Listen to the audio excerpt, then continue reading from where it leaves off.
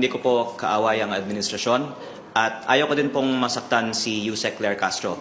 Nais ko lang pong depensahan ang aking pangalan dahil may mga hindi totoong pahayag na nagmula sa kanya. Sinabi niya po na binigyan ako ng prangkisa na binenta ko at wala po akong binentang prangkisa.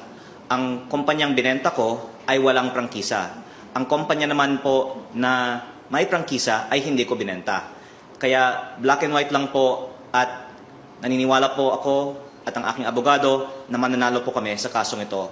At sana pagkatapos nito, hindi na po magpapakalat ng fake news si Yusek Claire Castro. So, paano po magkakaroon ng mali siya yun? Kung siya mismo po ang nagsabi. Ang source naman ng di umanong pagbebenta o pagda-transfer ng kumpanya na may franchise ay si Ombudsman Rimulya.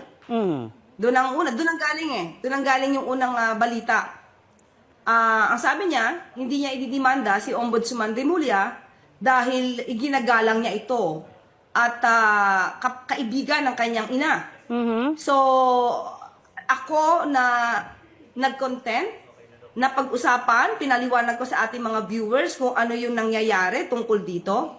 Ako ang sasampahan niya ng libel case. At dahil ba sa hindi ako kaibigan ng kanyang ina at hindi niya ako ginagalang? Kasi yun yung premise eh. Hindi niya ididemanda yung ombudsman kahit na yun ang source ng facts or balita. Ako ang pwede niya i-demanda dahil hindi niya ako ginagalang at hindi ako kaibigan ng kanyang ina.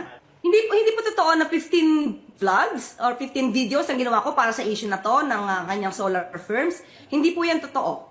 Nagkaroon lang po tayo ng content sa iba't ibang issue patungkol po doon sa Cabral files, Libiste files.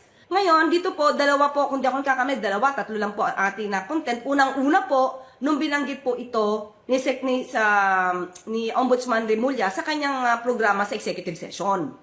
At nang nag-explain po ang Meralco Jet na ang kumpanyang ibinenta sa kanila ay wala namang kinalaman sa prangkisa, in-explain ko din po yon. At pangatlo po ay ito. Pero, Miss Connie, ang binanggit po niya na sinabi ko daw na ibinenta niya ang kumpanya niya na may prangkisa. Mismo po, galing po kay Congressman Libiste, sa isang interview din, nung tinanong siya kung ano ng estado ng solar para sa bayan, na yun yung may prangkisa, ang sinabi niya po ay hindi na siya yung may-ari.